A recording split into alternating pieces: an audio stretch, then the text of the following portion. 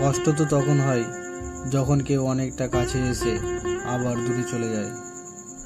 সম্পর্ক চলাকালীন নয়, সম্পর্ক ভাঙার পর বুঝতে পারবেন কাকে কতটা প্রয়োজন ছিল।